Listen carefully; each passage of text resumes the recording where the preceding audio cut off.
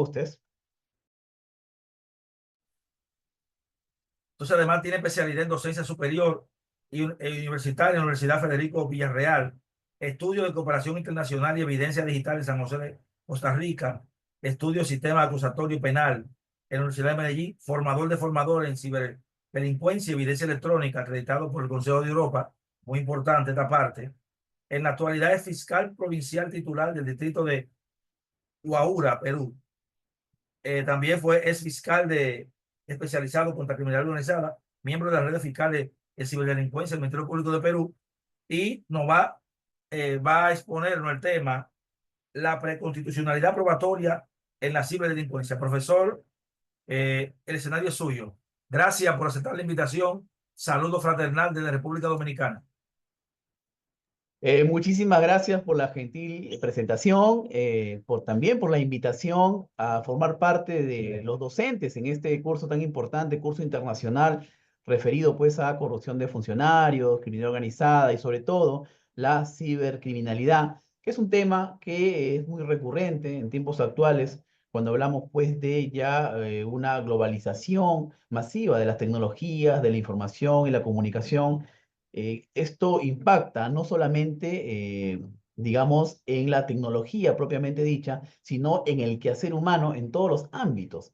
Vean ustedes, la tecnología de la información y la comunicación, estas nuevas tecnologías, por ejemplo, calan en la forma de realizar las actividades profesionales, por ejemplo, la medicina, por ejemplo, también la educación, la ingeniería propiamente dicha, pero también, sobre todo, también cala en la rama en nuestra rama, que es justamente del derecho, y esto en base a que los delitos en la actualidad, como bien sabemos, ya no solamente hablamos de delitos tradicionales, que justamente estos delitos de despojo, que necesariamente recaían en la presencialidad física de las personas para poder cometer o ser consumados, ¿no? Los delitos clásicos de homicidio, robo, secuestro, entre otros, sino que esto también a la par de los avances de la tecnología, vienen, digamos, avanzando en la forma de comisión de hechos delictivos. Ahora, cuando nosotros hablamos, por ejemplo, de ciberdelitos, esto parte primero, como sabemos, por un esfuerzo transnacional para poder, digamos, uniformizar algunos conceptos mínimos de lo que se entiende por ciberdelincuencia. Esto parte, como sabemos, de la Convención de Budapest y ya pues dependerá en cada país cuando esto haya sido ratificado. En el caso del Perú, en el año 2019, a partir del cual el Estado peruano, nuestro país, se comprometió, como todos los países partes, a generar justamente fiscalías, juzgados, policía especializada justamente en el abordaje, en la investigación y prevención de delitos de ciberdelincuencia. Y sobre todo en estos últimos tiempos, la ciberdelincuencia, estimados participantes, ha tomado una preponderancia muy notoria, que ha sido objeto justamente de atención del Consejo de Europa, de las Naciones Unidas, porque hablamos de delitos ya sin fronteras, al igual que la criminalidad organizada transnacional, vemos que se pueden estar cometiendo, digamos, delitos de cibercriminalidad desde países distintos, teniendo agraviados incluso en una multiplicidad de países o regiones o localidades.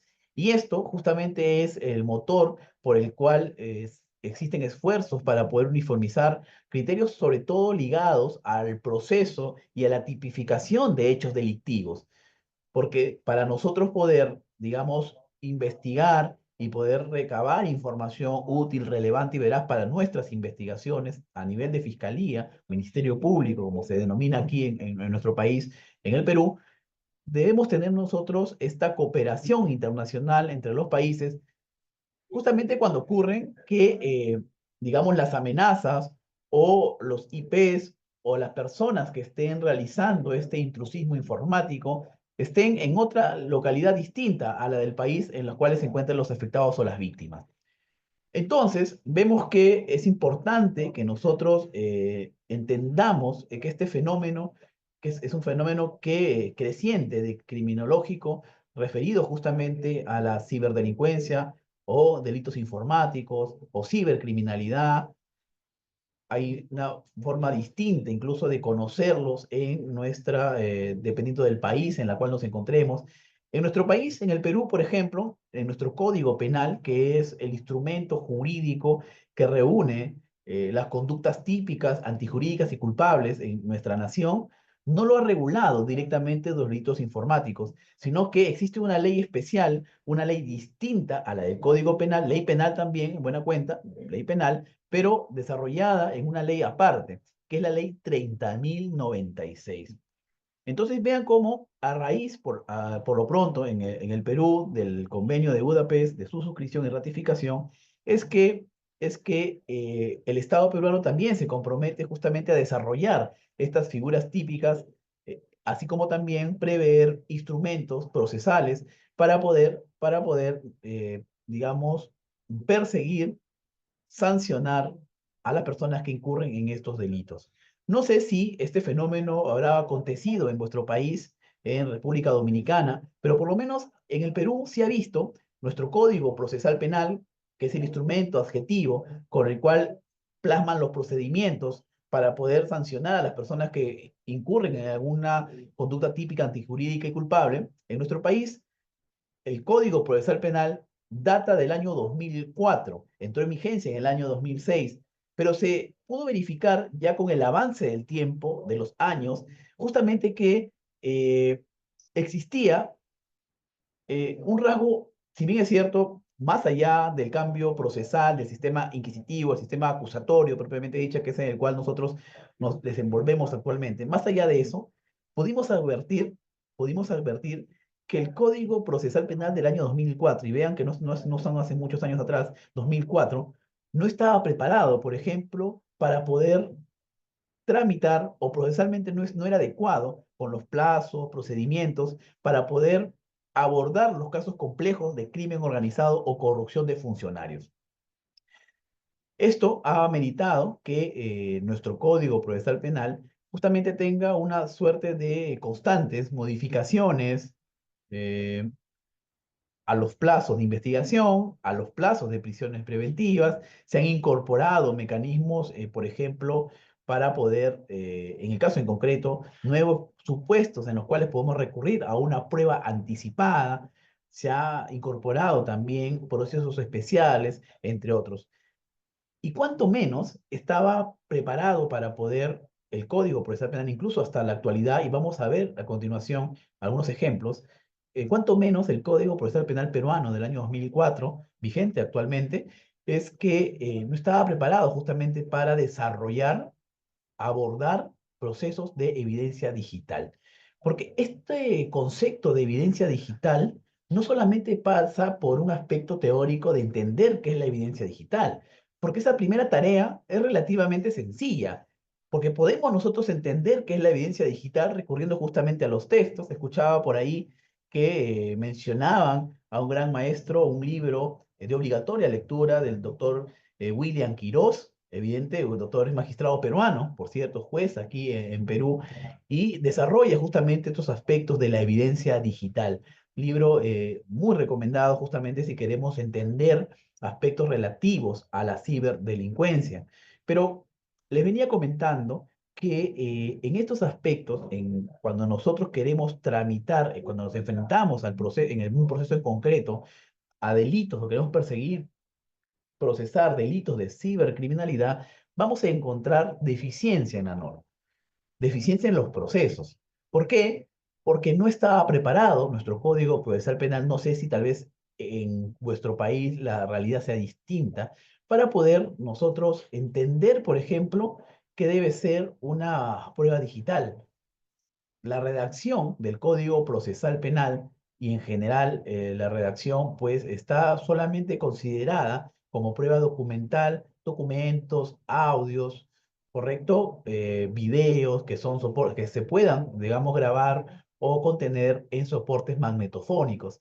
Pero cuando hablamos de metadatos, cuando hablamos, por ejemplo, de información en la nube, cuando hablamos de información de contenido, de suscriptor, cuando en el caso de Facebook o WhatsApp, ¿cómo podríamos nosotros darle una validez de cara a un proceso propiamente dicho? Por ejemplo, algo sencillo que todos interactuamos por WhatsApp, por ejemplo, estas conversaciones de WhatsApp, ¿cómo podrían ser incorporadas válidamente a un proceso penal? ¿Será acaso que, o acaso será suficiente que imprimir estos pantallazos o estas conversaciones de WhatsApp ya sería el soporte adecuado, ojo, el soporte adecuado para poder nosotros darle un valor probatorio de cara a un proceso y que acredite y enerve la presunción de inocencia de alguien? ¿Será acaso que de los correos electrónicos, que todo correo electrónico tiene el lado derecho superior, imprimir tres barritas, ¿no es cierto? Imprimimos estos correos electrónicos y eso será suficiente para acreditar con la fecha que sale en ese correo para acreditar un determinado hecho? ¿O es que simplemente eso podría ser un indicio, pero no constituye la fuente, la evidencia digital propiamente dicha?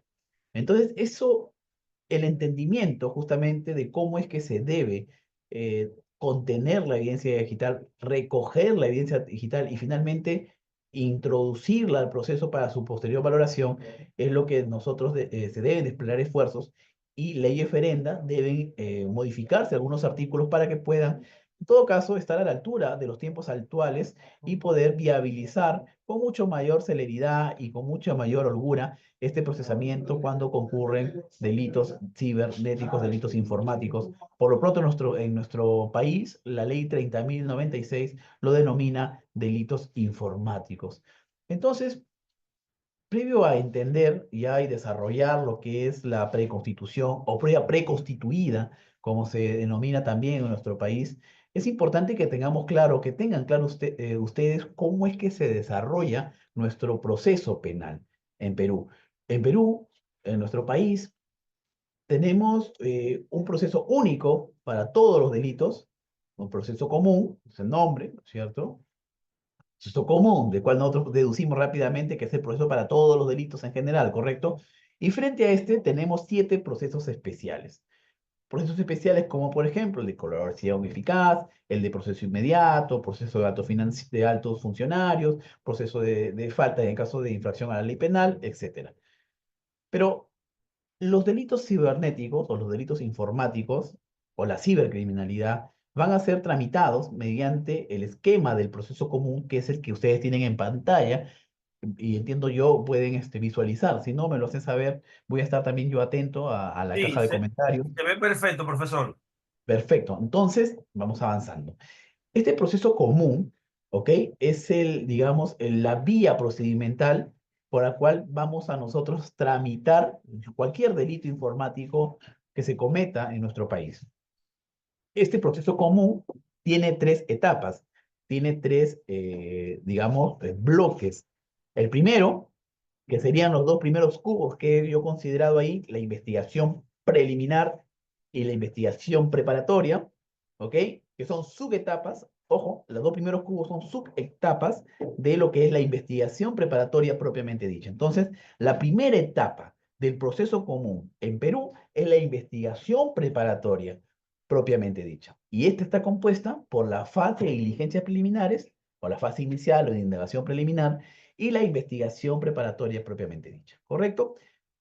La segunda etapa será la etapa intermedia, ¿correcto? Que es una suerte de saneamiento. Es cuando el fiscal ya ha asumido una postura, tiene una pretensión y solicita al juez su pase del proceso a juicio oral. Entonces, en la etapa intermedia será el momento en el cual el juez de investigación preparatoria, porque esto se desarrolla en una audiencia, todo esto nosotros nos desarrollamos bajo el mecanismo de audiencias, será el momento en el cual el fiscal exponga su caso, oferte sus pruebas y el juez de investigación preparatoria tendrá que analizar si es que cumple un aspecto formal, primero en la claridad de los hechos, la concretización del tipo penal, la justificación de la proposición o la premisa punitiva, o sea, cuánto es que está solicitando.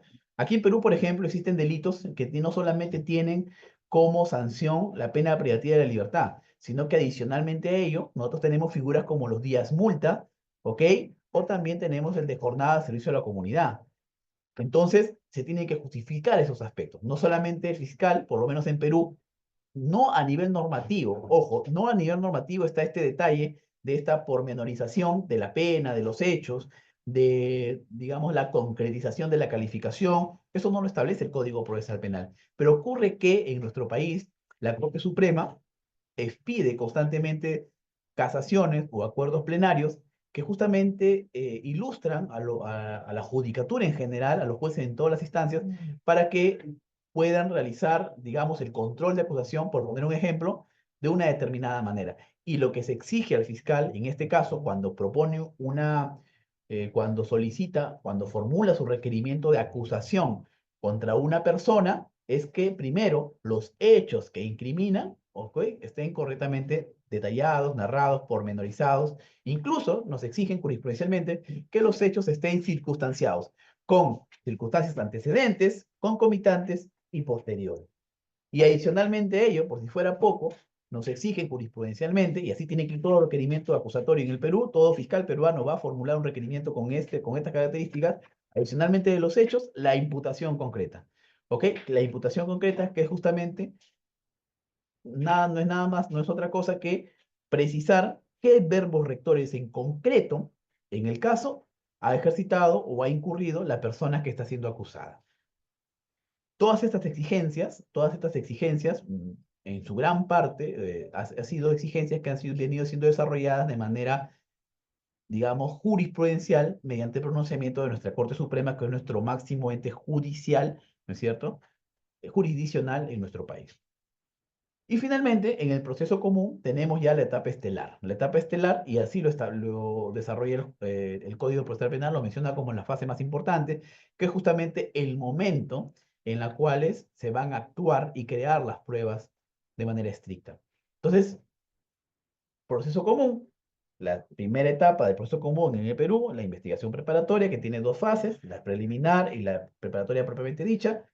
La etapa intermedia, correcto, que es el saneamiento, el juez controla si todo está correcto para ir a juicio, si falta algo, si todos los medios de prueba son pertinentes, si es que no existe alguna causa que pueda eventualmente hacer que el caso caiga, ¿no? Como un pedido sobre seguimiento, por ejemplo, de la defensa, una excepción de prescripción, de cosa juzgada, o tal vez algún otro medio de defensa que por ahí podrían solicitar. Y finalmente, la etapa de juicio oral, ¿correcto? El juicio oral, que es el hábitat natural donde se produce la prueba, ¿correcto? La prueba, nosotros en Perú, doctrinariamente y procesalmente, no la vamos a obtener en investigación preliminar, ni tampoco en investigación preparatoria propiamente dicha, ni en etapa intermedia. Esa es la regla. ¿Correcto? La regla es que en juicio oral se produce la prueba, ¿correcto? Se produce la prueba. Pero existen excepciones justamente a la producción de la prueba en juicio oral. Y son dos excepciones que tenemos normado nosotros aquí en Perú, que es la prueba anticipada y la prueba preconstituida. Ojo, la prueba anticipada por un lado y la prueba preconstituida por otro. Vamos avanzando. Dentro de la investigación preliminar, aquí, por ejemplo, en Perú, la investigación preliminar está a cargo de la Fiscalía, a cargo de la Fiscalía. eh, y obviamente con participación de la Policía Nacional en algunos casos en concreto.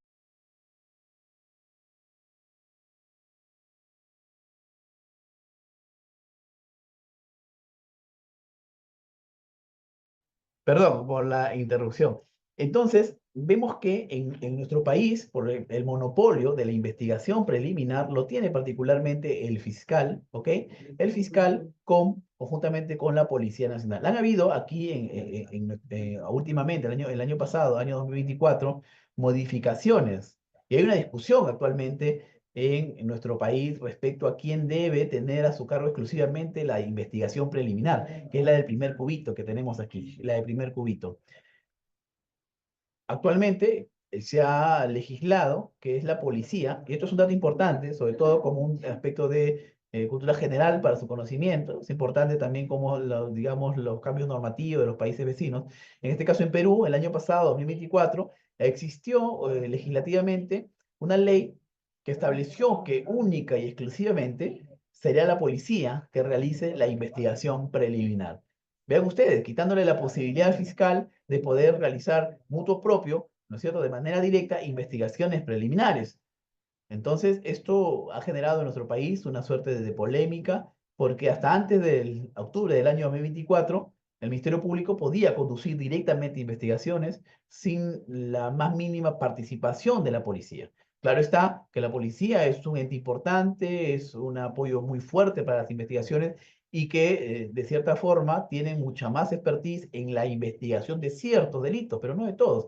Existen algunos delitos en los cuales muy fácilmente pueden ser investigados a nivel de fiscalía, y esto incluso impacta directamente en la celeridad y en la pulcritud propiamente de la investigación. Pero eso es como un dato aparte, ¿correcto? Lo importante es que tengamos claro hasta este punto que el hábitat, como sabemos todos, natural de la producción de pruebas es justamente el escenario del juicio oral. Venía diciendo que las excepciones son dos: la prueba anticipada y la prueba preconstituida, y que en nuestro Código Procesal Penal peruano está desarrollado, aunque mínimamente, pero está desarrollado conforme lo vamos a ver a continuación. Entonces tenemos que, como venía diciéndoles, que la regla general justamente es en el cubo final, ¿no es cierto? El cubo de juicio oral. En ese hábitat se produce prueba oral cuando se practica justamente la actuación de los medios probatorios, cuando declara el testigo, cuando es examinado el perito, cuando es oralizado la documental, cuando es exhibida la prueba material. Ahí producimos prueba, la teoría. Pero también la doctrina reconoce dos excepciones. Venía diciendo y adelantando: prueba anticipada, prueba preconstituida. Ambos, tanto la prueba anticipada como la prueba preconstituida, van a ingresar al juicio directamente mediante un mecanismo. Y ese mecanismo es justamente la oralización de la prueba documental, ¿correcto? Para, en ese momento, posibilitar el examen con todas sus garantías, ¿no es cierto?, del contradictorio, del derecho de defensa, de la inmediación con los demás sujetos procesales. Propiamente en este caso sería la defensa del imputado, ¿correcto? La defensa del imputado. Incluso en Perú, les comento, tal vez suceda igual en República Dominicana o en los países en los cuales ustedes estén conectando, pero en nuestro país, por ejemplo, esta prueba, ¿no es cierto?, como por ejemplo podría ser la prueba, la pericia, ¿no es cierto?, la pericia, va mutando de nombre, de categoría jurídica desde las diligencias preliminares. Es decir, cuando nosotros en investigación preliminar, cuando se inicia un caso, obtenemos información del médico legista, de un certificado médico legal, automáticamente no lo denominamos prueba, sino que esto para nosotros será un elemento de convicción, ¿ok? Un elemento de convicción. Cuando nosotros, como fiscalía, ese elemento de convicción genera certeza en nosotros para poder postular y pretender una pena e imputarle un hecho a una persona, se va a denominar medio probatorio, cuando ya lo hemos ofertado, medio probatorio o elemento probatorio. Y cuando está en juicio oral, correcto, ya, y se produce su actuación, se denomina ya la prueba propiamente. Entonces hay una diferenciación, por lo menos lingüística. Al fin de cabo, en el fondo vendría a ser lo mismo, pero para poder distinguirlo, cómo es que va evolucionando conforme trajín dentro del proceso común. ¿Correcto? Entonces, hasta ahí tenemos pues que serían las excepciones justamente a la producción de la prueba anticipada y la prueba preconstituida. Entonces, es importante que entendamos en principio qué es la prueba anticipada. Esta prueba anticipada, estimados amigos, colegas, esta prueba anticipada es justamente la actuación de una prueba con anterioridad al juicio, ¿correcto? Es adelantar lo que se iba a realizar en juicio oral a una etapa anterior. En nuestro diseño procesal, esa etapa anterior puede ser las diligencias preliminares, la investigación preparatoria o la etapa intermedia. Es decir, en cualquier otra etapa distinta a la del juicio. Adelantar, si nosotros adelantamos esa actuación de la prueba, estaremos frente a una prueba anticipada. Pero claro está, no lo vamos a poder nosotros invocar o realizar o requerir al juez en todos los casos. Esto está tasado, está taxativamente establecido en qué supuestos, ¿correcto?, se va a requerir la prueba anticipada, porque es una excepción. Porque la regla, recordemos, es que esto se produzca en juicio oral.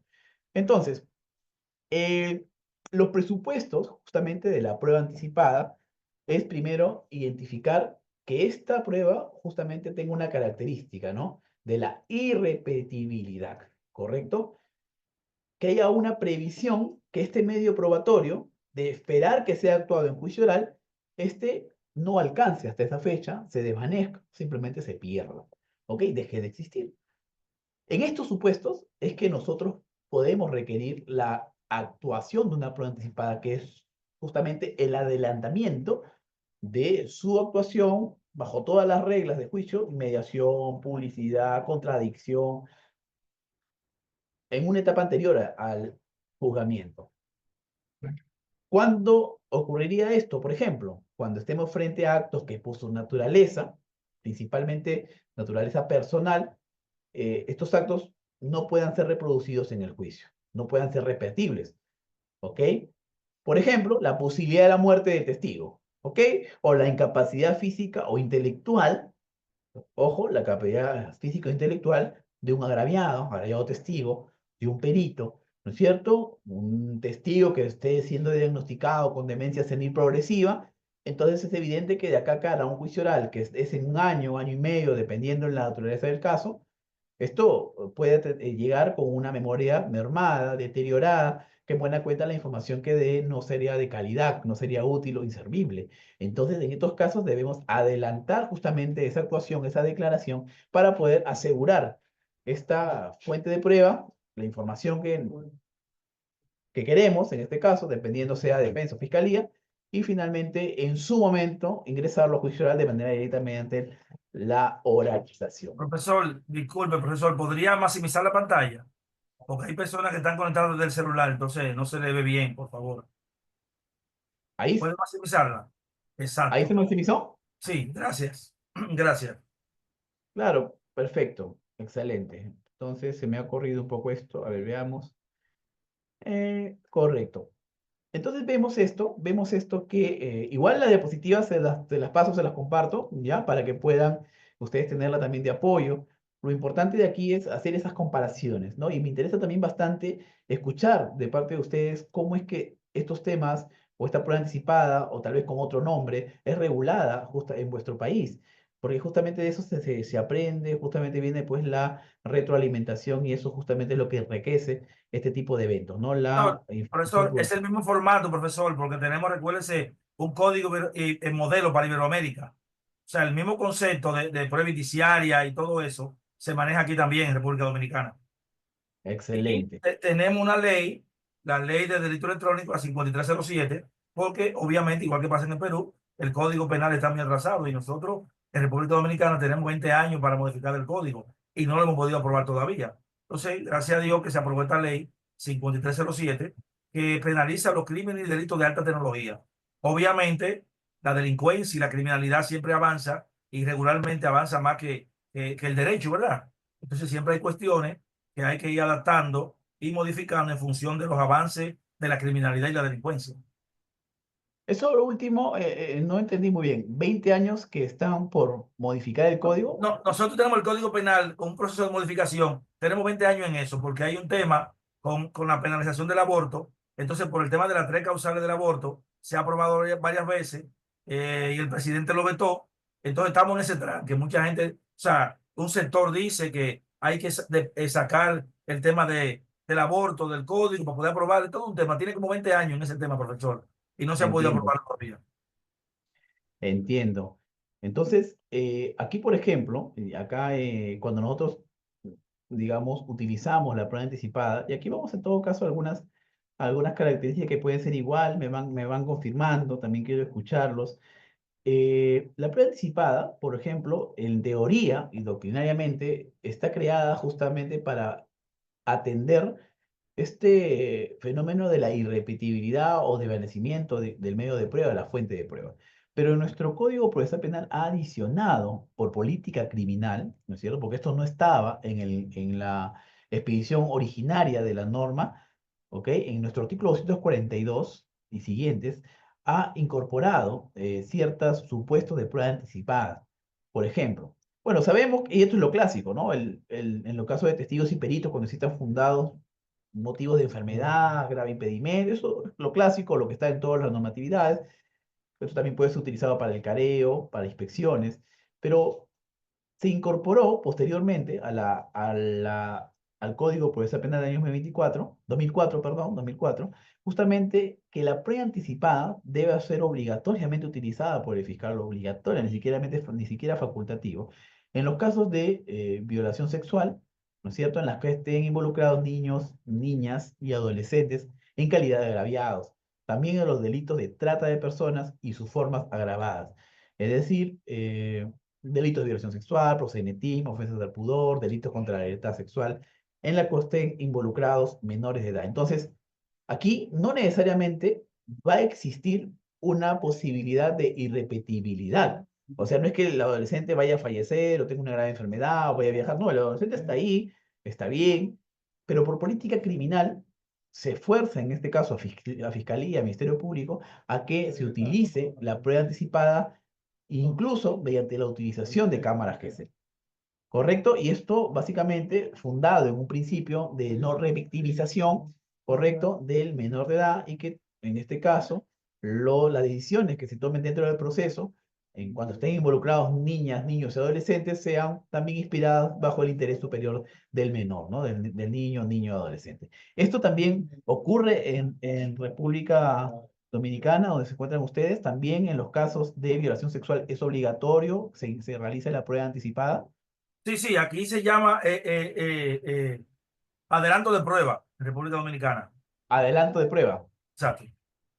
Correcto. También, y acá está, ¿no? Las declaraciones, justo de niños, niños, adolescentes, se han realizado, se indica pues con intervenciones de un psicólogo especializado en cámaras GESEL y en salas de entrevistas implementadas por el Ministerio Público. Aquí viene un tema aparte, ¿no? Porque lo que dice la norma está bien, se entiende, todos lo podemos, digamos, cognitivamente entender, pero de cara a la práctica, también ingresa también un factor que es el factor logístico, que es la carencia justamente de escenarios o de cámaras GESEL en las distintas provincias de nuestro país para poder realizar de manera inmediata las pruebas anticipadas. Y hay una realidad, ¿ok? En nuestro país, sobre todo en provincias, o sea, distinta a la capital de Lima, que las pruebas anticipadas demoran desde su programación, o sea, desde que se requiere el Ministerio Público hasta que esto se lleve a cabo, una suerte de 6 a 8 meses.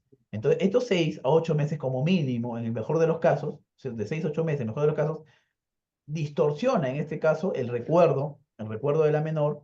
En otros casos la disuade de que participen porque ya por el tiempo transcurrido simplemente ya no concurren, no quieren asistir, no quieren volver a repetir o a recordar justamente estos pasajes, y es que esto está generando grandes problemas en nuestra nación, en la falta de cámaras GESEL y también la falta de, en este caso, personal, porque no existen los jueces. Por ejemplo, acá en la provincia de Barranca, donde yo laboro, que es una provincia al norte de Lima, de la capital, a 3 horas, 3 a 4 horas de Lima.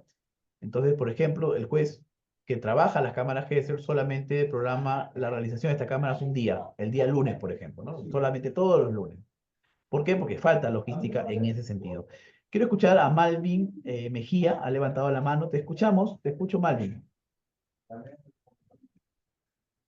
David, por favor, habilita el micrófono a Malvin, David.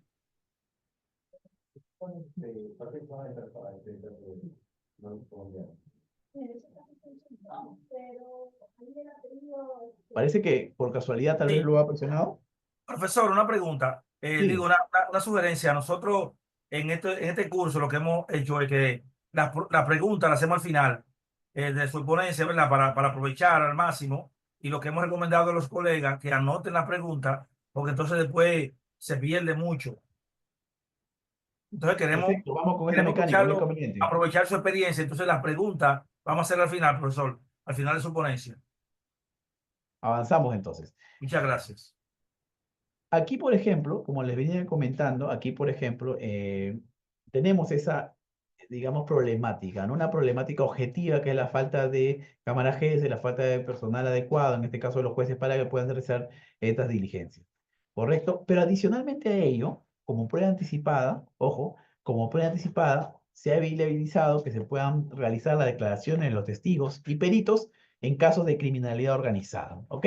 O sea, basta que exista un caso de criminalidad organizada y esto no debería ser así porque considero que adicionalmente ellos deberían concurrir algunos de los presupuestos de irrepetibilidad, peligro, grave amenaza, etcétera. Basta que se haya formalizado investigación por un delito de crimen organizado o corrupción de funcionarios para que Fiscalía, Ministerio Público tenga habilitada la posibilidad de solicitar la prueba anticipada de sus testigos, ¿ok? Sus testigos o peritos vía prueba anticipada, ¿no? Que esto también fue una reforma. Esto último no estaba considerada en la redacción genuina, auténtica, justamente del Código Procesal Penal en el año 2004, ¿ok? Entonces, avanzamos. El tiempo es muy corto, vamos a puntualizar, ya estamos llegando a lo que es propiamente ya la prueba anticipada. Vamos a, en todo caso, muy brevemente, algunos requisitos de la prueba anticipada, o en todo caso nos pasamos directamente a prueba preconstituida, ¿correcto? Mejor, porque ya la prueba anticipada, entiendo, me viene comentando que es lo mismo, básicamente, están desarrollados de manera similar. Vamos a la prueba preconstituida, ¿correcto? Prueba preconstituida.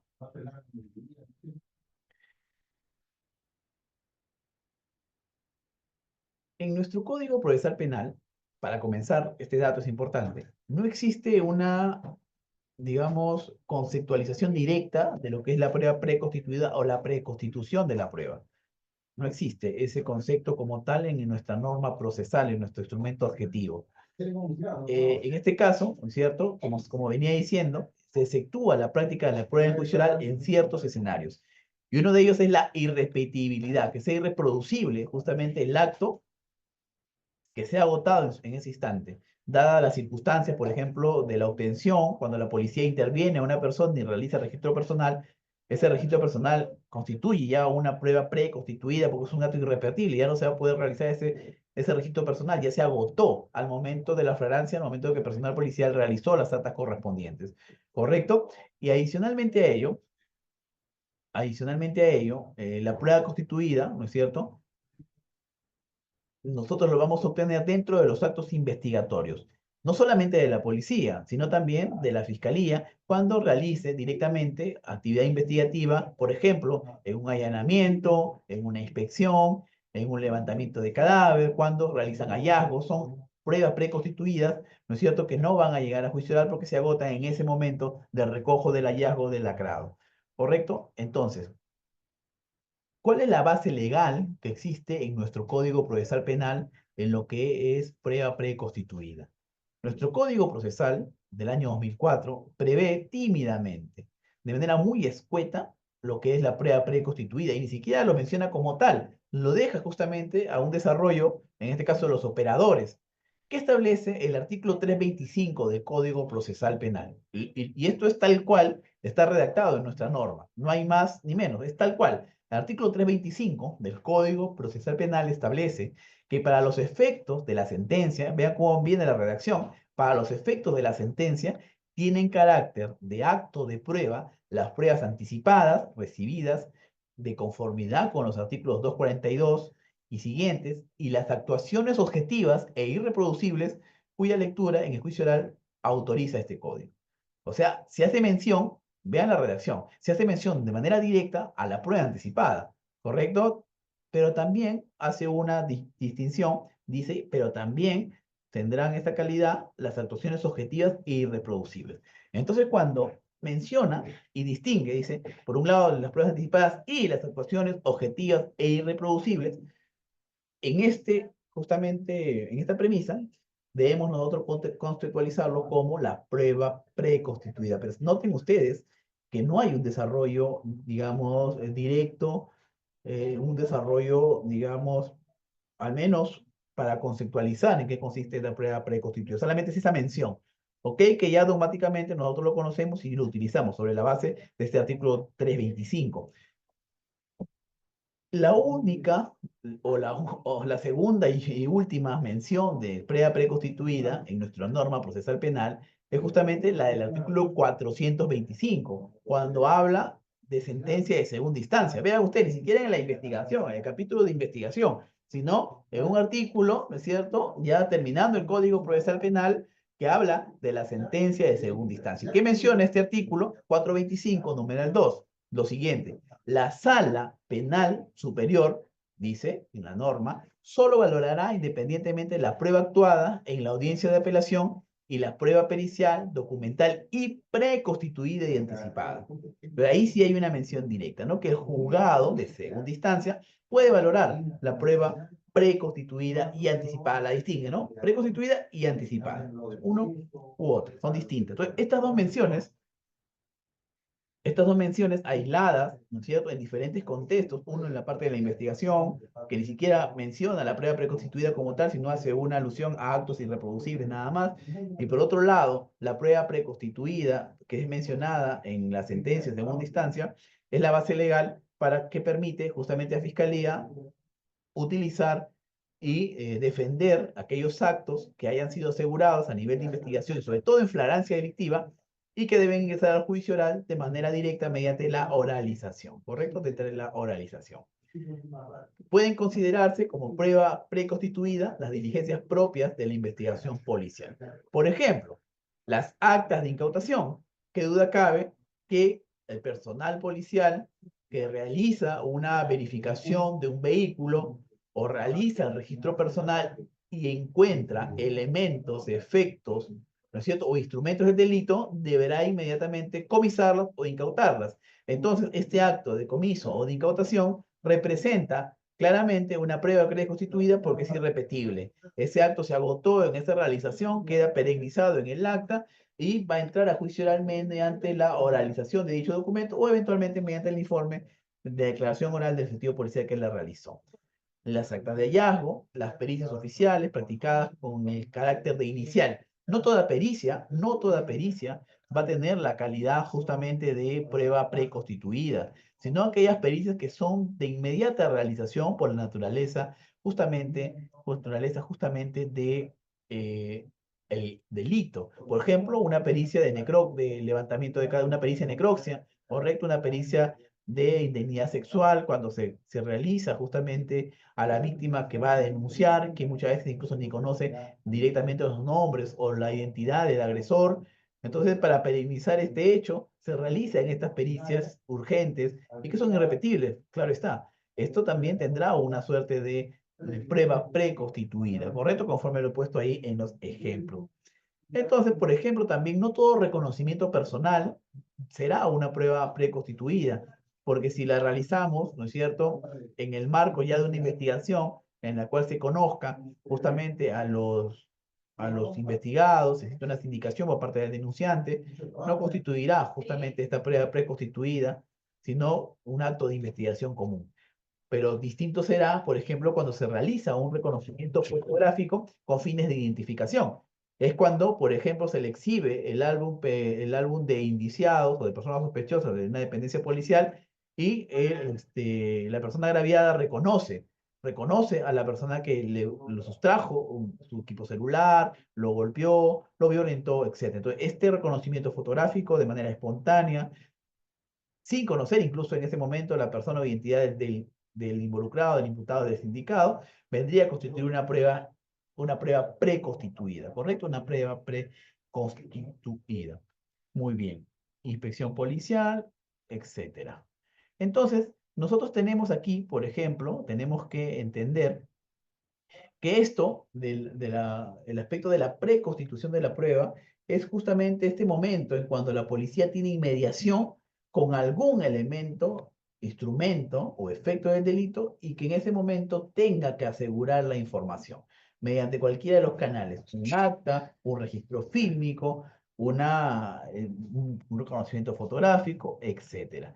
Aquí, por ejemplo, me están comentando, en iPhone, dice, en República Dominicana, los retratos hablados ha resuelto casos. Claro, los retratos hablados o los identikey claramente también eh, son una ayuda para poder orientar la investigación y eventualmente poder nosotros, este retrato hablado, través cruzar información con fuentes humanas e informantes que puedan identificar y finalmente dar con la identificación, identidad de la persona investigada. Entonces, todo este gama de actos irreproducibles, hablamos de la preconstitución justamente de la prueba. Pero cuando nosotros entramos ya a delitos informáticos, cuando hablamos de de ciberdelincuencia, vemos que esto se realiza en entornos digitales. Y aquí hay una primera distinción que tenemos que tener muy clara. No todo delito que se realiza en entornos digitales, no todo delito o acción típica antijurídica culpable que se realiza en entornos digitales constituirá un delito informático, ¿correcto? Porque bajo el principio de legalidad solo será un delito informático lo que esté en el Perú, en la ley 30.096 y en República Dominicana las que estén en la ley de la materia, ¿correcto? Entonces, no confundamos, ¿no es cierto?, la utilización de la tecnología de la información y la comunicación y automáticamente asociarlo con un delito informático. Habrá que ver si esta conducta que estamos investigando está recogida, desarrollada bajo el principio de tipicidad taxativamente en la norma o la ley de la materia, ¿correcto? En el caso peruano, la ley 30.096, en la suya, lo acaba de comentar en este caso, hace un momento que tienen una ley especial también que desarrolla los delitos informáticos. Pero ¿cuáles son estos, digamos, instrumentos en los cuales nosotros vamos a encontrar la evidencia digital? ¿Dónde encontramos evidencia digital? ¿Será acaso que lo vamos a encontrar naturalmente como un arma de fuego arrojada en el césped o que lo vamos a encontrar en el registro personal al momento de escudriñar o de catar justamente los bolsillos de los indiciados, de los detenidos? No, no es cierto, porque la prueba digital tiene un soporte justamente en metadatos y lo vamos a encontrar, si bien es cierto, contenido en un dispositivo físico, pero va a constituir justamente algo que es inmaterial. Por ejemplo, comunicaciones de WhatsApp, información en la nube. ¿Esto dónde lo ubicamos? ¿Dónde está archivado finalmente? Es una, digamos, es una abstracción justamente de la información, ¿no? No hay una ubicuidad concreta en ese momento. Lo que tenemos es el dispositivo, ¿no? Y no podemos confundir el dispositivo con la información o la fuente de prueba en realidad. Aquí, por ejemplo, nosotros debemos tener en cuenta que cuando hablamos, por ejemplo, de conversaciones de WhatsApp, ¿no es cierto? Ocurre mucho que, por ejemplo, en un delito de acoso sexual, un delito de tocamientos indebidos, pongamos un delito de acoso sexual, las personas que se sienten víctimas de este delito acuden a la fiscalía y también apareja su denuncia o a su denuncia verbal o escrita, una suerte de pantallazos, screenshot, capturas de pantalla de las conversaciones de la persona que viene denunciando. Entonces, ¿será acaso ese documento impreso ya la evidencia digital? ¿Será, digamos, suficiente este documento extraído, reitero, por la propia denunciante para poder nosotros ingresarlo de manera directa al proceso y finalmente realizarlo en juicio oral? Entonces la respuesta es que no. Correcto, el fiscal debe asegurar justamente, en principio, que él sea el que extraiga esta información, que esto debe constar en un acta correspondiente e incluso debería realizarse mediante mecanismos periciales, mediante un análisis digital forense, realizando justamente la extracción de esa información mediante una copia espejo, ¿no es cierto? Una copia espejo, y una vez obtenida esta información, generarle su correspondiente código hash, ¿no? Para poder garantizar su mismidad, es decir, que no sea variado, no sea distorsionado, no sea modificado desde que es obtenido hasta que es examinado por el perito, ¿no? Entonces, ¿qué es lo que sucede? O sea, la práctica, como bien decía uno de los participantes, a veces la práctica la realidad va por un lado y las normas van por otro, y a veces se trabaja con lo que se tiene. No sé cómo será en vuestro país, pero por lo menos en el Perú existe una, digamos, carencia de peritos. No todo incluso, les comento, las provincias no tienen laboratorios de criminalística, no tienen las provincias digamos, instituciones descentralizadas para poder realizar este tipo de análisis digital forense, pericias informáticas, etcétera. Todo esto lo concentra la capital de nuestro país, en la ciudad de Lima, y es ahí donde se remiten justamente las pericias. Y como es de cobertura nacional, en muchos de los casos termina el proceso, llegamos a juicio oral, condenamos con lo que tenemos, y aún así aún no llega al resultado de la pericia.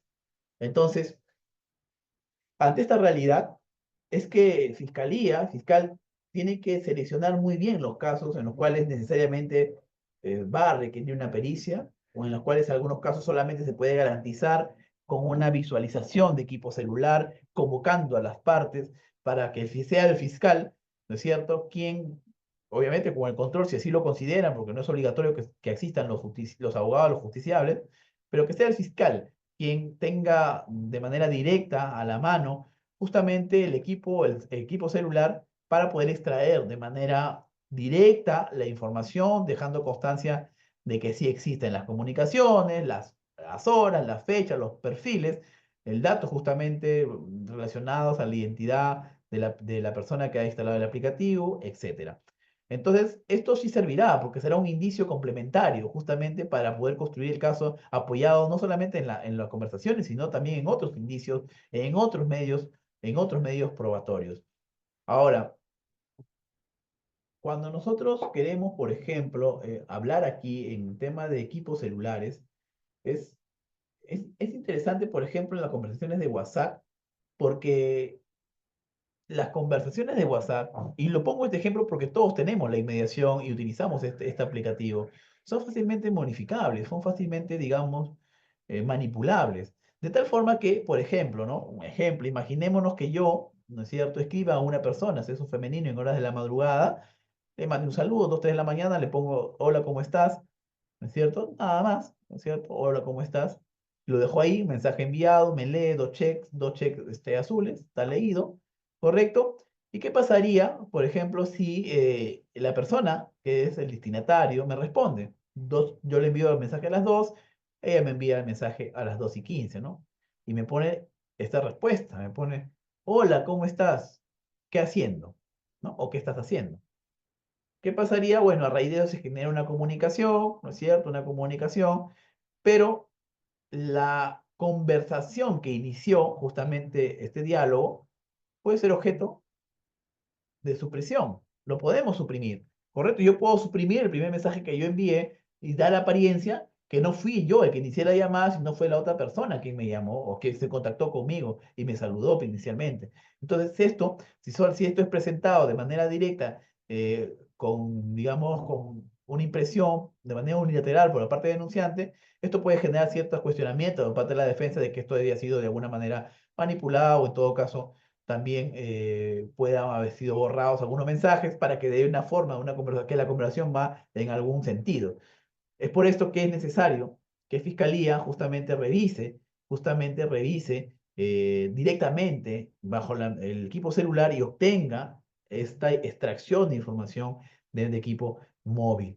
Entonces, incluso ahora me comenta María Nelis, gracias María Nelis por la participación. Y eso es lo importante, veo bastante información, bastante participación, indican, no existen laboratorios de criminalística, existen figuras jurídicas que suplen, dice en parte, lo que ha expresado, está la policía científica o la INEAFIC. Sin embargo, claro que dice que se debería implementar. En nuestro país, por ejemplo, eh, no tenemos estas figuras jurídicas o instituciones criminalísticas que suplan esta labor. Igual, si bien es cierto, la policía en nuestro país tiene sus laboratorios de criminalística, también están centralizados en la ciudad de Lima. Entonces, esto genera un grave retraso y un impacto, digamos, negativo en el desarrollo de las investigaciones en nuestro país, ¿no? Entonces, es por eso que, eh, si bien es cierto, se está avanzando en entender en qué consisten los delitos informáticos, cómo es que se podrían investigar, la gran deuda pendiente y el gran desafío de los estados partes justamente es suministrar de herramientas adecuadas para que los operadores puedan también combatir esta forma de criminalidad. ¿Correcto? Entonces esto va de la mano no solamente de legislación, no solamente de capacitación, sino también de un factor ya gubernamental que dé los que provea justamente de los medios necesarios para desarrollar justamente los actos de investigación. Pero no solamente nosotros podemos asegurar información de equipos celulares, sino también de correos electrónicos, de archivos en Word, archivos en Excel. Pero ¿quién es el que tiene el primer contacto con la persona agraviada? En muchos de los casos es la Policía Nacional. Y cuando hablamos de información, de evidencia digital, una de las principales características justamente de esta evidencia digital es su volatilidad. Es decir, se desvanecen rápidamente, son suprimidas, desaparecen.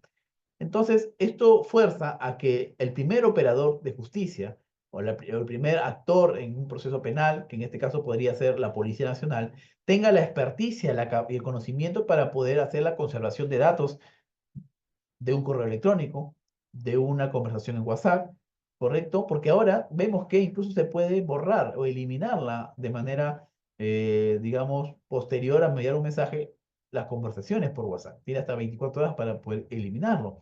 Entonces necesitamos que en ese momento, de inmediato, ¿no es cierto?, recabar y asegurar esta información por parte del personal policial. En el caso de los correos electrónicos, no solamente bastará eh, tomar un pantallazo de la comunicación, sino extraer más información rica en IPs, justamente cuando perenizamos, eso se llama conservación de datos, pero de la cabecera de los correos electrónicos, en las cuales nos da información de remitente, información de, digamos, de los IP de donde fueron remitidos estos mensajes o estos correos o estos mails. Esto pasa no solamente por un tema de saberlo en teoría, sino que si es y nos lleva a preguntarnos si es que en la práctica personal policial está suficientemente capacitado, incluso el fiscal, para poder asegurar estos medios de prueba. Lo que sucede es que en nuestro país las fiscalías, tal vez ocurre lo mismo seguramente en vuestro país, ven todos los delitos. Por ejemplo, mi despacho estará de turno, la primera semana de julio estoy de turno en la provincia de Barranca, ¿no es cierto? Y en esta jurisdicción, pues soy competente para ver todo tipo de delito, desde un delito contra el patrimonio, de un delito contra la libertad sexual, un delito de extorsión, hasta un delito informático. Entonces, esta, digamos, falta de especialidad, tanto de fiscalía como del personal policial, hace que no tenga justamente esta expertise para hacer la conservación de datos que particularmente en los delitos informáticos es sumamente gravitante. ¿Por qué? Porque, como venía diciendo, una de las principales características de la evidencia digital es su volatilidad. ¿Correcto? ¿Cómo se asegura esta información? Justamente va a tener que realizarse y consolidarse lo que son las copias espejo de los dispositivos. Si la información, por ejemplo, está contenida en un ordenador, se puede hacer una copia espejo del disco duro para poder nosotros finalmente ya en laboratorio, con toda la tranquilidad, porque ya está conservado todo, extraer la información útil, relevante que conecte con el caso, ¿no? Conecte con el caso porque no todo lo que está en el dispositivo es justamente relevante, sino según la naturaleza, bueno, en este caso pues, podría buscar pornografía infantil, delitos, por ejemplo, relacionados con armas de fuego, venta de estupefacientes, etcétera, dependiendo en qué caso o qué delito nosotros estemos investigando. Entonces, esto sería, por ejemplo, las diferentes circunstancias en las cuales nosotros podemos encontrar evidencia digital producto de los delitos informáticos. Pero no solamente parte por conocer cómo asegurar, ¿no es cierto? No cómo asegurar, digamos, la evidencia digital, sino también esto también influye en la forma de lacrado. Ojo, la forma de lacrado, ¿ok? Por ejemplo, de equipos CPUs, de computadoras, las computadoras no lacto, sino los CPUs, en las cuales la forma de lacrar se entiende o se entendía, y ustedes pueden, revisan, por ejemplo, casos emblemáticos en Perú, ponen, por ejemplo, cuando se han realizado allanamientos a expresidentes, a exdignatarios, van a poder ver cómo el personal policial sale con los CPUs en brazos, ¿no es cierto?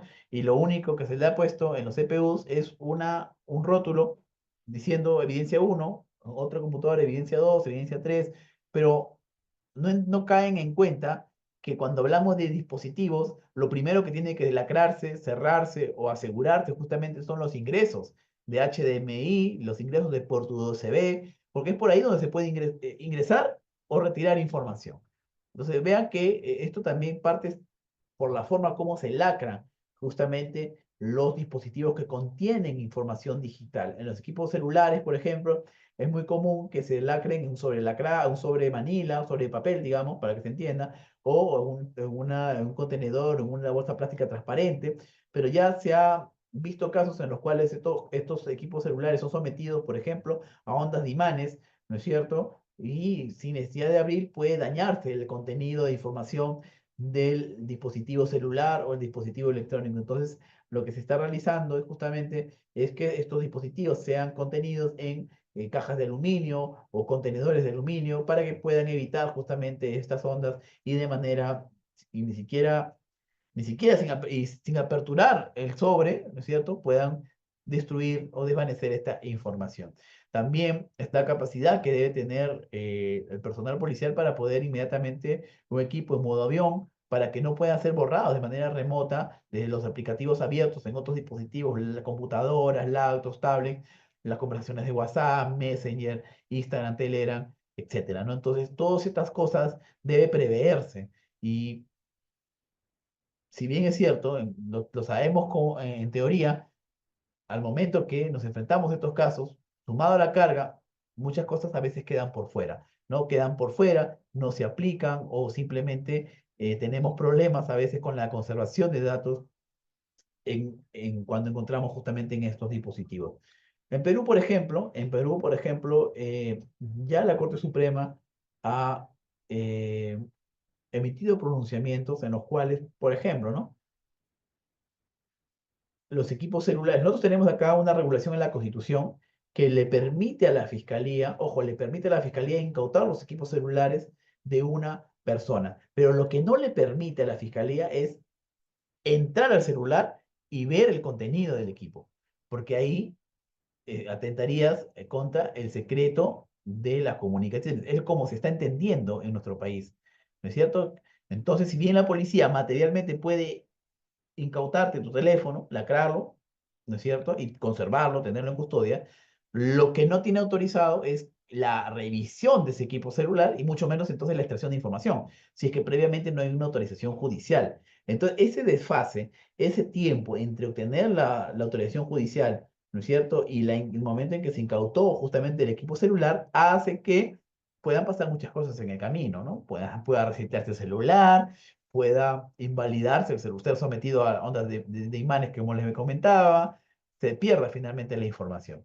Entonces, se ha avanzado algo en este aspecto. En caso de flagrancia, la Corte Suprema ha indicado que en caso de flagrancia, cuando las personas, en este caso involucradas en delitos, son encontrados con el celular encendido, ¿no es cierto?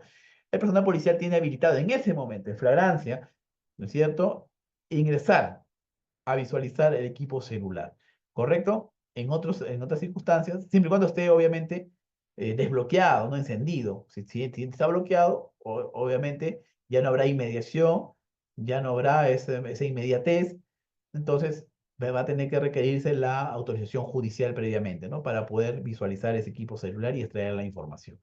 Entonces, son aspectos que nosotros debemos tener muy en cuenta, porque felizmente, los cuestionamientos por parte de la defensa no son muy recurrentes, pero si nosotros ya nos desenvolvemos en un plano académico, vamos a poder, debemos ser conscientes y asumir meas culpas que no se están recabando y asegurando e introduciendo debidamente, en muchos casos, la evidencia digital.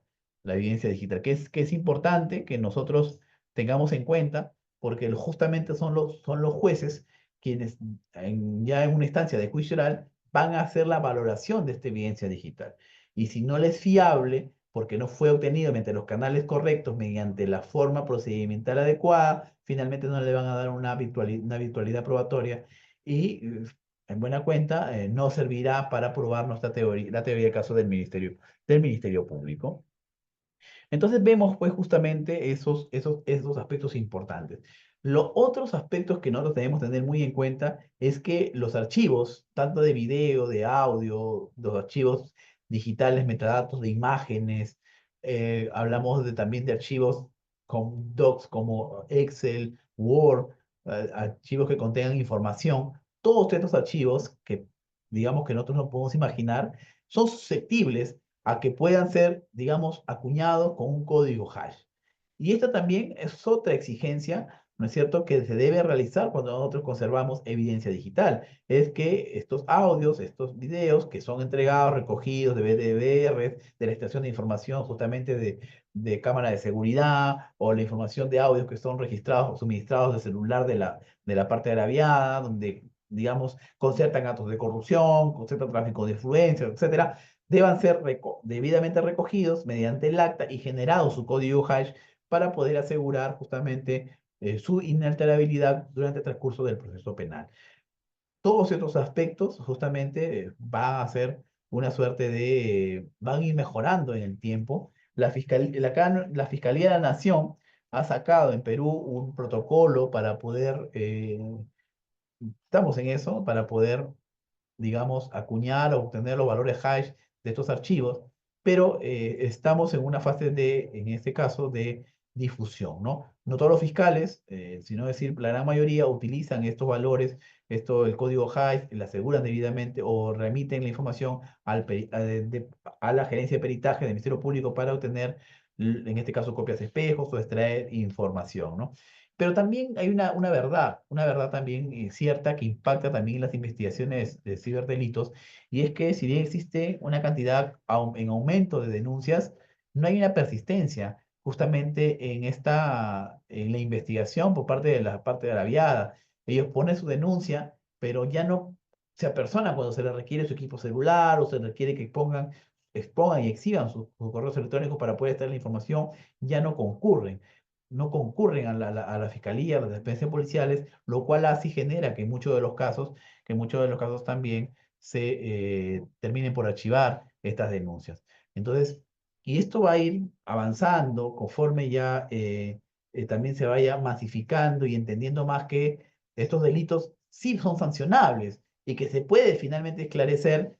Claro está, existe un nivel de dificultad, toda vez que no hablamos de delitos directos, no hablamos de una evidencia física, pero que con una adecuada investigación, ¿no es cierto?, echando mano de todas las herramientas que se tienen a raíz de la Convención del Convenio de Budapest, incluso con lo que es cooperación internacional, conservación de datos, poder solicitar a los proveedores Facebook, WhatsApp, Instagram, Telegram, que nos suministren información para poder nosotros construir un caso, ¿correcto? Y no solamente existen esos mecanismos, sino también existen otras formas para poder nosotros, dependiendo del caso en concreto, poder identificar a los autores de un determinado delito informático. Entonces, yo no me quiero exceder del tiempo, digamos, que se me ha concedido. Hay una distancia también entre el horario de Perú al horario de allá. Acá, por ejemplo, son las 6 de la tarde y 15 minutos. No sé si allá también, creo que una hora estamos de Y es una hora distancia. de diferencia, profesor. Entonces, yo creo que ya estamos rozando el tiempo que se me ha concedido, y quisiera pues escuchar si hubiera una pregunta, tal vez para ir ya cerrando y tampoco abusar del tiempo que ustedes tienen para esta charla. Ok, Yo les ok, agradezco en bien. todo caso. Bien, si alguien tiene alguna pregunta, por favor, levantar la mano. Ah, bueno, David, por favor. La persona que tiene nombre, por favor, poner el nombre. Está la persona que tiene iPhone y Manuel. David, Sí, por favor, ayúdame eh, con Manuel. con el primero, Domingo. Ok, Domingo. Adelante, Domingo. Domingo, ¿puede abrirte el micrófono? Domingo. Bueno, pues entonces Manuel Hernández. Manuel Fernández, perdón. Sí, voy a retirar la pregunta. ¿La va a retirar? Ok, Sí, bien, Domingo. No, pues yo no creo que el compadre le esté haciendo caso. Adelante, Domingo.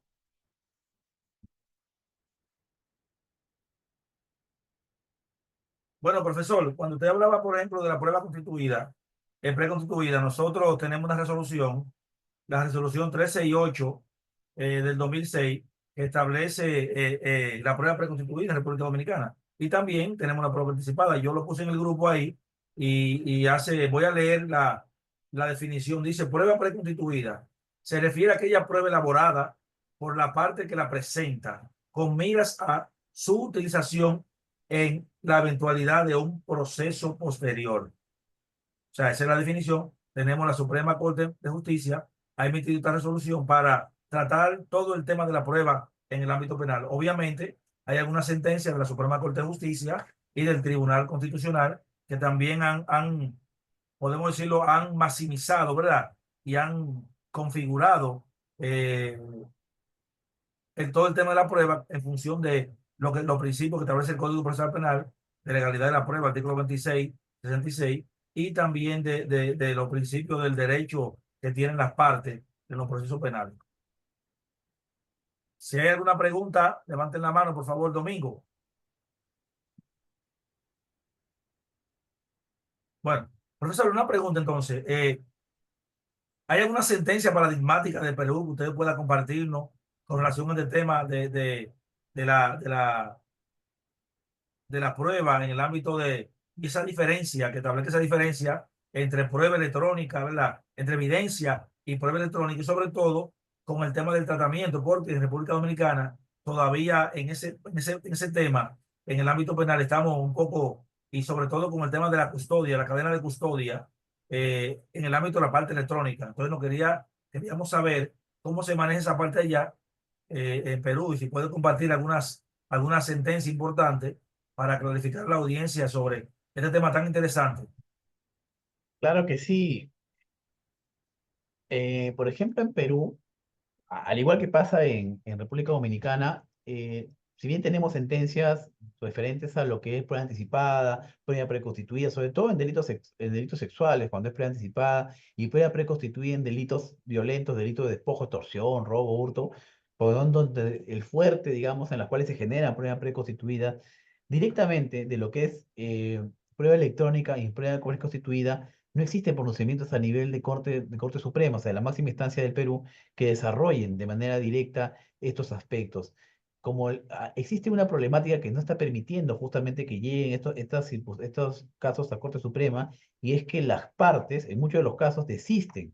Entonces, como le decía, ¿no? O sea, ellos denuncian delito informático, fue víctima de phishing, un malware, entonces, y finalmente no concurren a las citaciones, a las diligencias, y finalmente hay esa problemática que no llega en última instancia a que la Corte pueda dar un pronunciamiento en ese sentido. Lo que existen fue justamente los pronunciamientos a nivel local de los jueces de primera instancia, que si bien es cierto son pronunciamientos importantes, pero que no tienen esa fuerza, digamos, vinculante para los demás jueces, ¿no?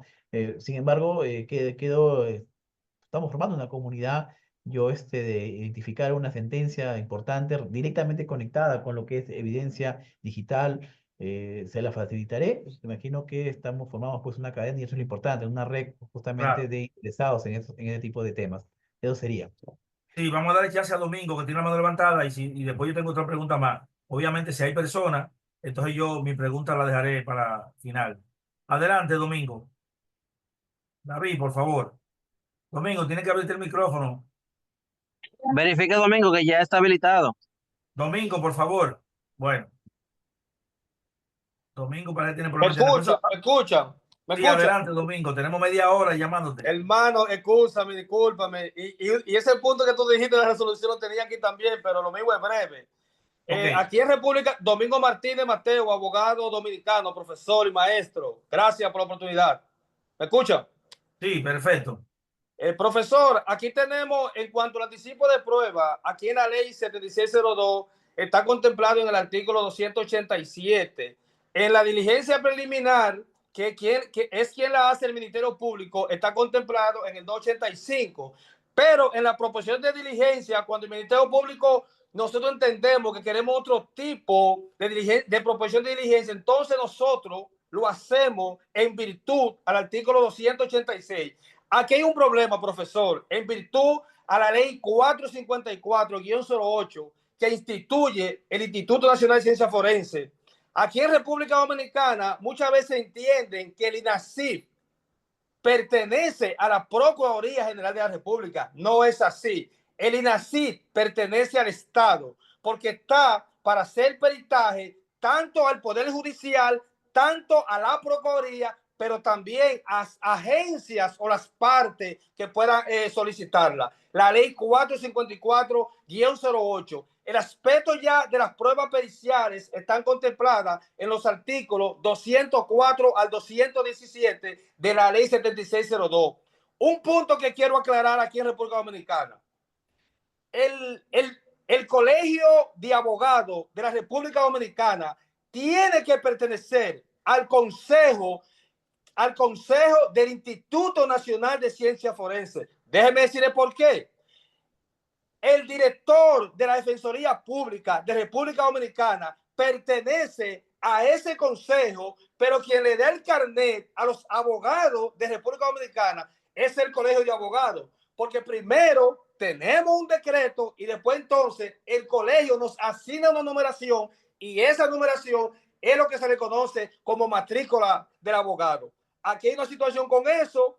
Aquí entendemos que el Instituto de Ciencia Forense pertenece a la Procuraduría y por eso los peritos de la Procuraduría podrían ser pasibles de demanda o sometimiento hasta por la comunidad internacional en el aspecto del peritaje, porque existen convenios y tratados en esos aspectos. ¿Por qué? Porque si un perito realiza una investigación, podemos decir que ese perito está parcializado, porque se entiende que pertenece a la Procuraduría General de la República. Esa es la realidad. Aquí hay una lucha de poder, porque los estatutos del Ministerio Público instituidos lamentablemente esos estatutos crearon 7803, crearon la Policía de Investigación de República Dominicana, pero por una lucha de poder aquí en República Dominicana, la policía, mediante la ley 590-16, que es de la Policía Nacional Dominicana, derogó esos dos artículos que creaban la Policía de Investigación. Es lamentable aquí, los peritajes, tenemos aquí un muro de contención, porque si verificamos el artículo 207 del Código Procesal Penal, dice el artículo 207 que el peritaje es solicitado, es aprobado por el Ministerio Público, pero en cualquier otro momento quien los puede solicitar son las partes. Pero ¿qué hace el Ministerio Público aquí en este país? Que cuando usted lo solicita en una etapa que no es la etapa de investigación que usted mencionó, ¿sabe qué pasa ahí? ¿Qué hace ahí? Bueno, ellos lo que dicen es que el proceso se va a retrotraer. Y el artículo 207 dice que lo podemos solicitar en cualquier momento del procedimiento. Es cuanto y muchas gracias. Dios le bendiga. Bien. Gracias, Domingo. Profesor, yo tengo una pregunta para aprovechar su experiencia y como estamos, ¿verdad? Tenemos problemas comunes, ¿verdad? Y tenemos un código modelo para Iberoamérica. Me gustaría saber qué pasa con el tema de la prisión preventiva en Perú, porque aquí en República Dominicana se ha creado una cultura que la prisión preventiva es la regla, es la excepción y se ha convertido en una regla. Y si hay algún caso de sentencia, por ejemplo, de condenatoria al Estado y al Ministerio Público por el tema de prisión preventiva.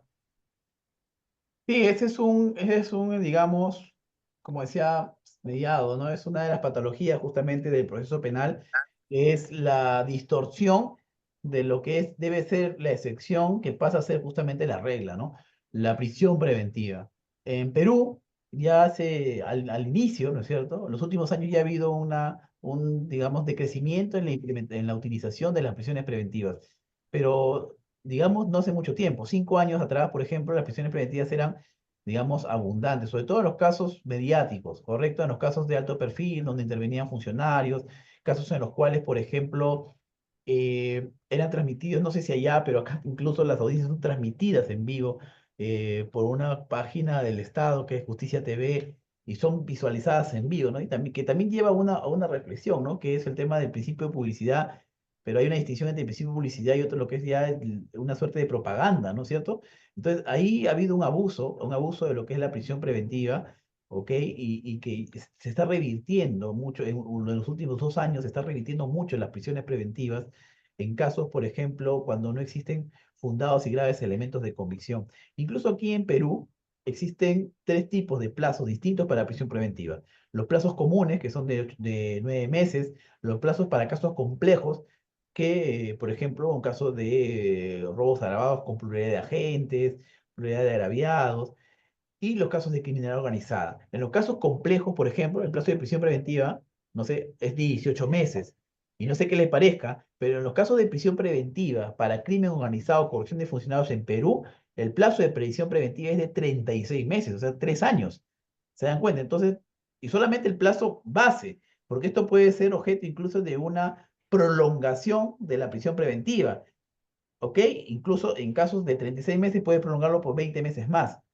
¿Se dan cuenta? Entonces, esto hacía, ¿no es cierto?, que cualquier persona en casos mediáticos que sea involucrada en una organización criminal que haya sido proyectada por los medios de comunicación como tal, que prácticamente tenía garantizado que se les dé la prisión preventiva.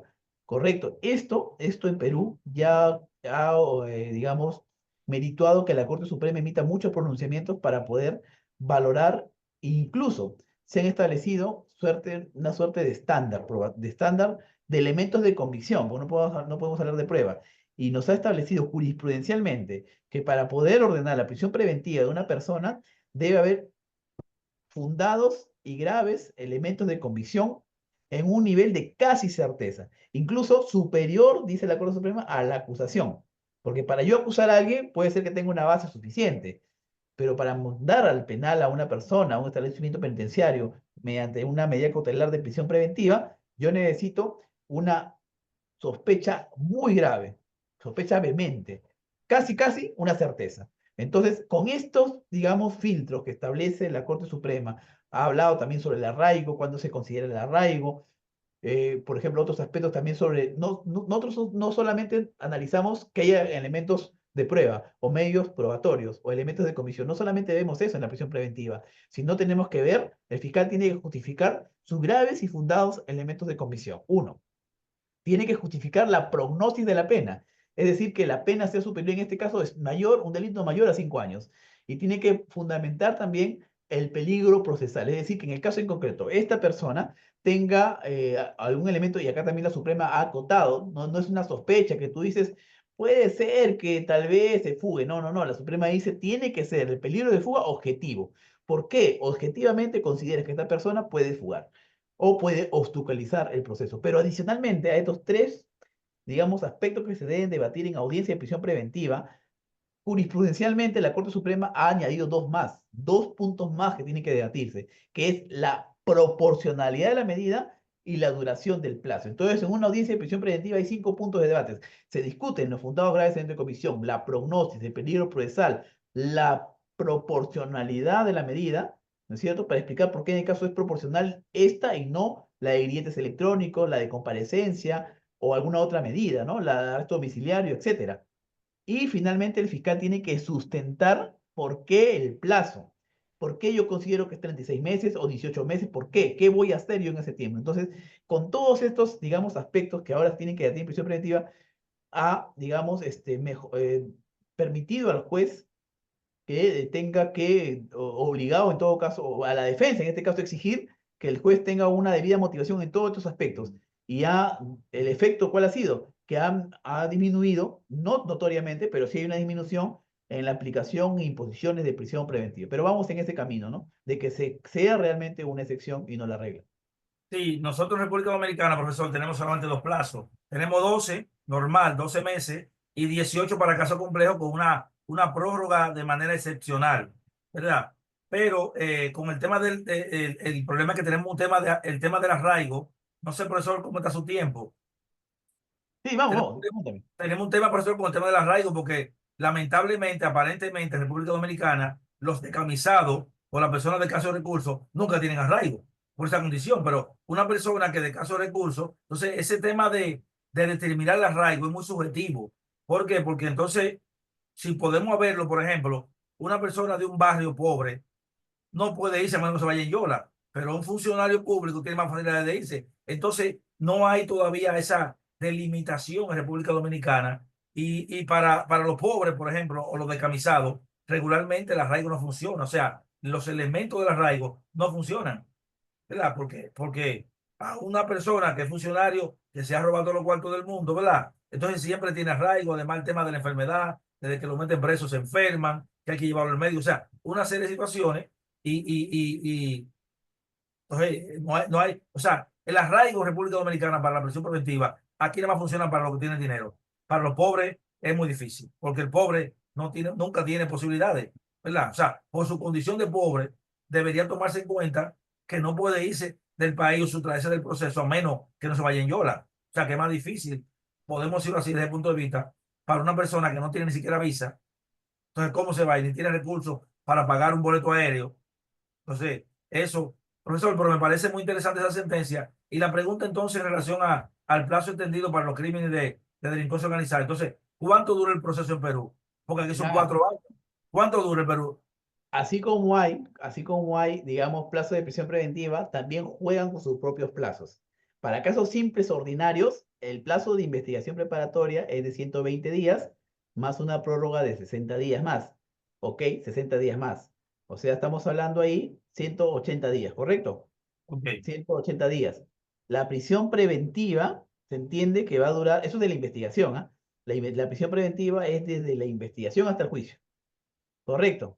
Entonces, un caso común, simple, debe durar, ¿no es cierto?, en investigación y en etapa intermedia, ¿no es cierto? Tu investigación, 180 días, ¿ok? La etapa intermedia no son 30 días, si es un caso común, y 90 días si es un caso de crimen organizado. Entonces van ahí 3 meses más, ¿correcto? Y el juicio oral está delimitado que debe ser programado 10 días después, 10 días después, digamos, dentro de los 10 días debe convocarse el juicio oral luego del autoenjuiciamiento. Pero no hay un plazo hasta cuándo, ¿no? No hay un plazo hasta cuándo. Normalmente, 1 año y medio, 2 años. En los casos de complejos, por ejemplo, el plazo de investigación, todo juega con el plazo de investigación, porque la ley las otras etapas que siguen son más cortas. El plazo de investigación en casos complejos es de 18 meses. Y en casos de crimen organizado, el plazo de investigación es de 36 meses. Vean, y acá ahí hay un problema grande, porque estoy hablando de 36 meses ya la investigación formalizada, pero también puede haber una investigación preliminar, que todos los casos pasan por una preliminar para ver si el fiscal acá hay delito, no hay delito, evalúa, tú evalúas. Entonces ya, para mí si hay delito, formalizo. Entonces, ¿qué pasa? Que en preliminar, ¿cuánto puede durar el plazo? 36 meses, más 36 meses más de la preparatoria, estamos hablando ahí de 6 años. ¿Se dan cuenta? Entonces, en casos de crimen organizado, 6 años. Entonces, en un supuesto máximo, ¿no? De 6 años, solamente investigación, ¿ah? Sumémosle 1 año, 2 años más de etapa intermedia juicio oral. 7, 8 años. Entonces, ese es el problema, ¿no? Ese es el tema, de que estos plazos, digamos, hay un factor, estamos en un espacio académico, lo podemos decir, no todas las personas que son involucradas en un caso de que así en Sábana, en Manada, en una organización criminal, son finalmente autores del delito, ¿no? Hay bastantes personas que van solamente vinculadas o por tener alguna amistad o por coincidencia, por coincidentemente haber estado en un lugar inadecuado, haber tenido una comunicación inadecuada, o haber tenido un comentario incluso inadecuado, o haber recibido personas en su casa. Entonces, no es razonable que todos tengan el mismo plazo de 36 meses, porque para ver esta situación tan sencilla de una participación aislada de un hecho, tú vas a tener que esperar que se solucione de todos. Los 36 meses de preliminar más preparatoria es irrazonable. Deben, digamos, a las personas que se les acusa por solamente participar en un delito, deberían ellos ser tramitados en un plazo común, porque lo que pasa es que la organización criminal también prevé en nuestro tipo penal, el 317 Código Penal en Perú, prevé la participación de personas en hechos concretos, no necesariamente en toda la permanencia, sino en hechos concretos, un robo agravado, un secuestro, tuvo su participación con la organización criminal. Entonces, por tanto, es un vinculado a la organización criminal y también se le suma el proceso de la organización criminal. ¿Se da cuenta? Pero este trato de esta persona con una participación tan mínima debería ser en un procedimiento aparte, con un plazo mucho menor, para que se pueda ventilar y finalmente dilucidar su responsabilidad. Porque muchos de los casos son absueltos, pero después de 6 meses, de 6 años. Entonces, esto no viene finalmente a ser una justicia realmente, ¿no? Profesor, otra pregunta, profesor, y disculpe que abuse porque si no hay más No, preguntas, no, ¿verdad? sigamos. Ok, profesor, otra pregunta. Por ejemplo, el tema de la condena al Estado por el tema de la prisión preventiva, porque es posible que una persona dure 1 año, 3 meses, 6 meses preso, ¿verdad? Y resulta que después, al final del proceso, es absuelto. ¿Qué pasa el tema si la persona es absuelta al final, por ejemplo? ¿Hay casos de condena al Estado y al Ministerio Público en Perú? No, bueno, responsabilidad del Estado, mayormente no se han iniciado por parte de los justiciables. Hay fallos jurisdiccionales, esa indemnización por fallos jurisdiccionales no es algo que esté muy desarrollado aquí en Perú, no se ejercita, mayormente las personas, bueno, salen finalmente absueltas y bueno, lo dejan ahí porque los procesos son largos, ¿no? Deben recurrir en todo caso a estas internacionales y ese conocimiento finalmente se traduce en inactividad, ¿no? En ese aspecto. Profesor, esa sentencia, esos criterios para el tema de la prisión preventiva, me gustaría que usted, por favor, nos lo pueda compartir, porque Sí, podríamos nosotros, ¿verdad? Quizás a nivel de producir algunos artículos, ¿verdad? Y incentivar a la Suprema Corte de Justicia y los jueces, ¿verdad?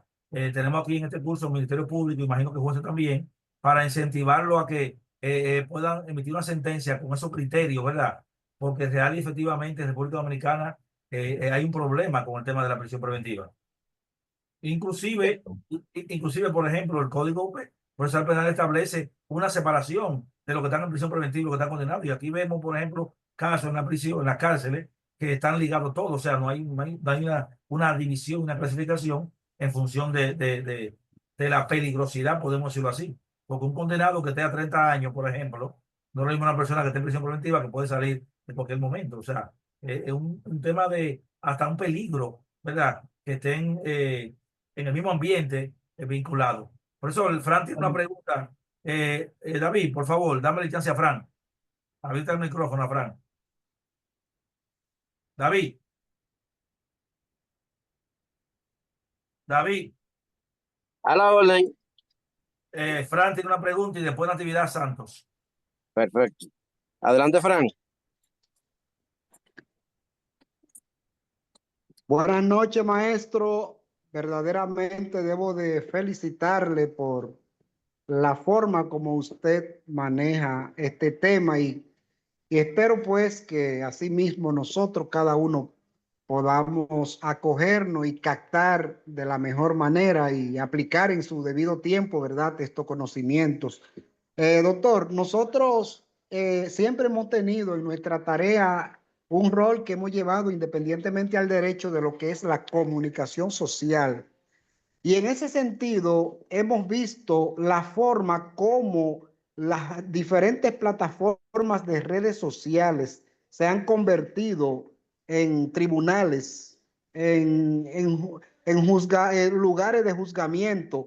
Cualquier influencer, cualquier persona, sin importar la calidad que pueda tener o la conceptualización que pueda tener de un tema determinado, en una oportunidad, pues viraliza un caso determinado y cuando llegan estos casos a la sala a la fiscalía, a las salas donde tiene el magistrado o el ministerio público que por fijar posiciones que deben de ser las mejores y usando lo que es la justicia como en efecto debe de ser, pero esto ha constituido una situación bastante difícil en la República Dominicana y en los últimos, digamos que la última década específicamente, que es cuando más se ha puesto en boga la tarea de las diferentes plataformas en redes sociales, haciendo comunicaciones, personas que inclusive no cuentan con los arraigos, las capacidades, la formación de cómo poder conectar con lo que es algo tan importante como es el aspecto de comunicar, porque por eso nos llamamos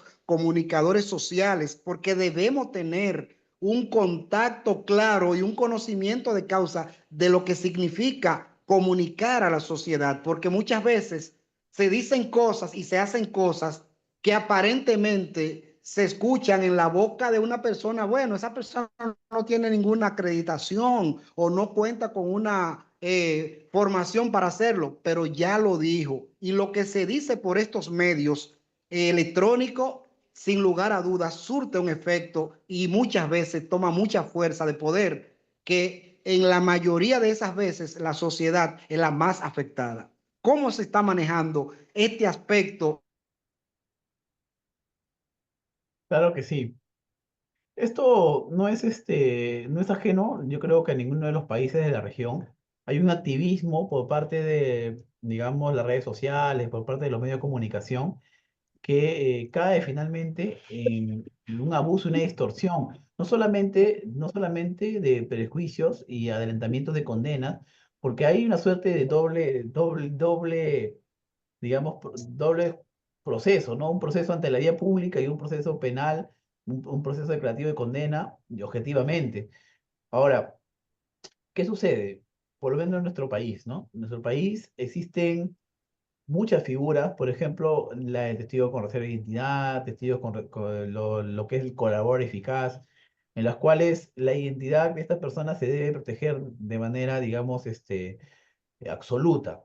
Pero los medios de comunicación, en general, en muchas de sus intervenciones, dan cuenta de quién podría ser y elucubran, ¿no? Especulan. El colaborador eficaz podría ser tal persona, ¿por qué? Porque es el único que estuvo presente ese día y no hay otro que tenga esa información que no fuera. Entonces, digamos, uso abusivo del derecho a la opinión y el derecho a la expresión y de información que tienen los ciudadanos, no puede, digamos, trastocar la seguridad propia de las personas en concreto o puede afectar la obtención de la persecución de la verdad en un proceso penal. Entonces, por eso que esto desincentiva incluso a los testigos, a los colaboradores a poder dar información porque saben que en un momento va a salir, se va a filtrar sus nombres o que en un momento van a ser identificados, no es por la prensa o por los familiares de los investigados. Entonces, existe una presión muy fuerte a nivel de medios de comunicación que cuando hay una prisión preventiva o hay un proceso penal, ya adelantan, ¿no? Aparentemente, juez daría libertad y esto se vendría por esto. Entonces, eso cala en el juez, que es un ser humano finalmente, ¿no? Y hay un principio, entre comillas, principio de conservación, ¿no? Dice, bueno, si yo soy primera instancia, mejor entonces, ya como sea, le doy la prisión preventiva que vea el de segunda instancia, ¿no? Y el de segunda instancia piensa lo mismo, ¿no? Bueno, yo soy segunda instancia, ya como sea lo argumento, y ya que vea la Corte Suprema. Y esa mala práctica hace justamente que una distorsión al proceso penal.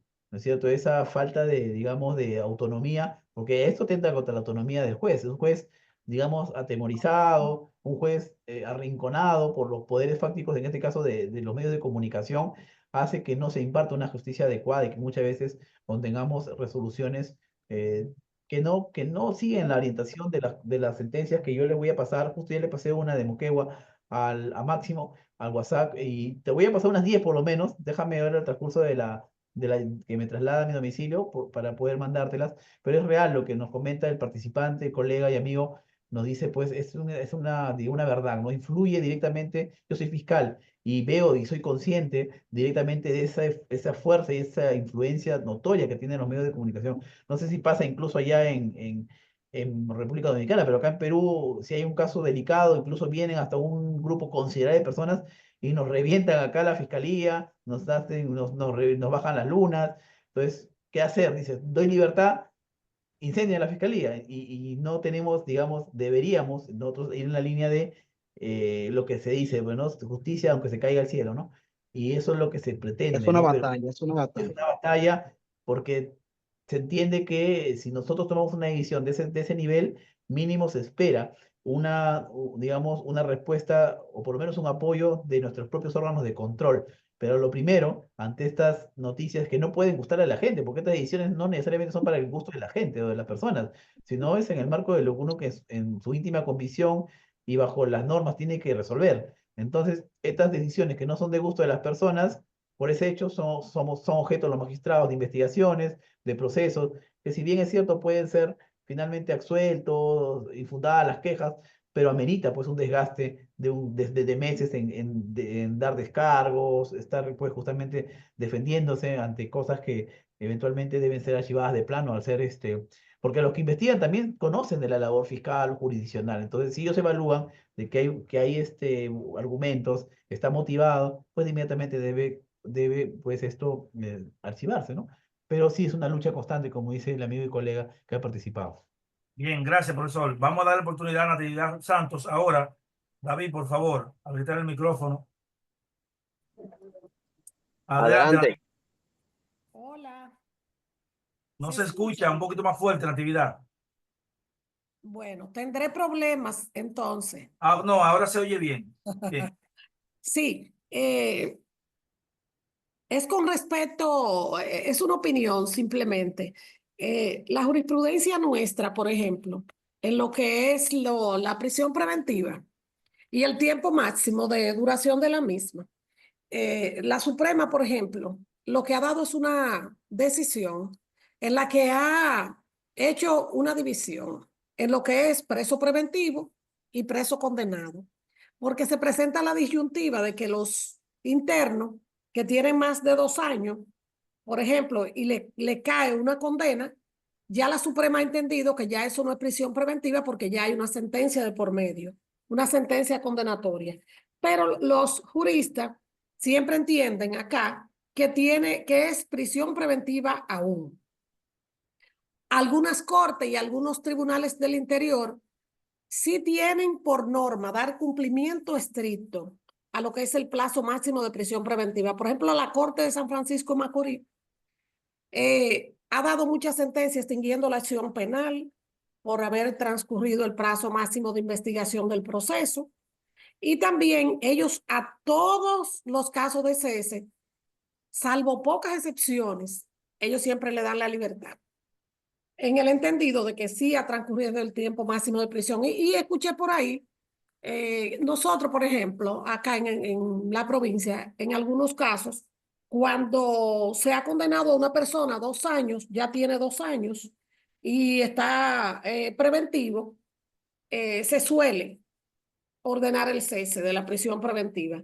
Si el tiempo de prisión, porque eso lo dice la misma ley, que cuando la prisión sea impuesta, sea igual al tiempo del máximo de la prisión preventiva, en esos casos procede el cese. Entonces nosotros, esa es la jurisprudencia que hasta el momento tenemos, pero sí se le da muchas vueltas, como dice el colega, a los fines de mantenerlos en prisión, diciendo que no ha transcurrido el tiempo máximo. Y al igual que ustedes, nosotros tenemos también un tiempo máximo para los plazos, para los casos comunes y uno para los casos complejos.